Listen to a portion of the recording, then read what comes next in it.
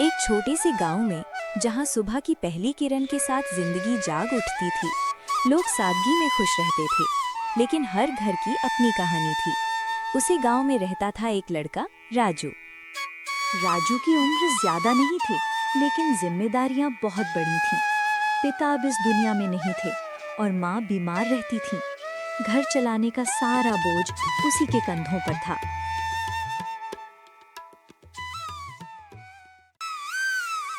बेटा, ज्यादा मेहनत मत किया कर।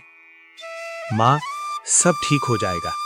इस मुश्किल जिंदगी में एक ही सहारा था, उसकी गाय गौरी। वो सिर्फ एक जानवर नहीं, बल्कि राजू के लिए परिवार थी। तू ही तो मेरी सबसे अच्छी दोस्त है गौरी। हर सुबह राजू जल्दी उठता, गौरी का ख्याल रखता, दूध निकालता और गांव में बेचने निकल जाता। इन्हीं पैसों से घर चलता, दवाई आती। राजू जब भी अकेला होता, वो गौरी से बातें करता, उसे अपने हर दुख सुख सुनाता और गौरी जैसे सब समझती हो, चुपचाप उसकी बात सुनती। लेकिन हर शांति के पीछे एक तूफान छुपा होता है। एक दिन गांव में कुछ अजनबी लोग आए। उनकी नजरें कुछ ढूंढ रही थीं।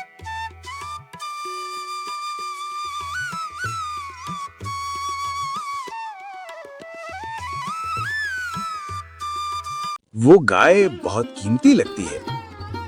रात का इंतजार होने लगा। अंधेरा बढ़ता गया और उनके इरादे भी। आज रात इसे चुपचाप ले जाएंगे।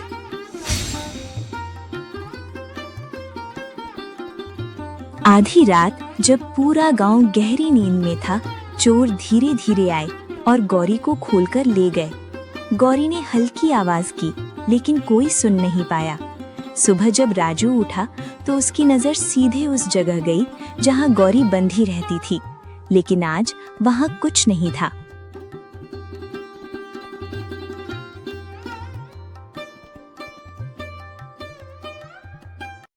बारिश शुरू हो गई, रास्ते कीचड़ से भर गए, लेकिन राजू रुका नहीं।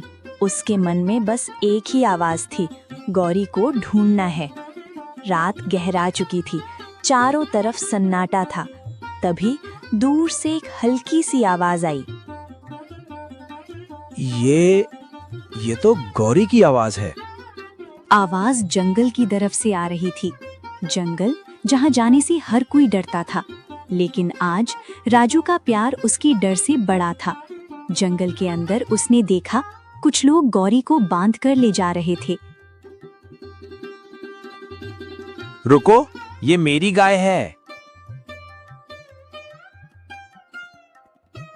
चोर रुक गए, उनकी नजरें गुस्से से भरी थीं। भाग जा यहाँ से, नहीं तो ठीक नहीं होगा। राजू डर सकता था, लेकिन वो रुका रहा, क्योंकि आज सवाल उसके अपने की रक्षा का था। उसने पास पड़ा पत्थर उठाया और पूरी ताकत से फेंक दिया। जंगल में आवाज गूंज उठी।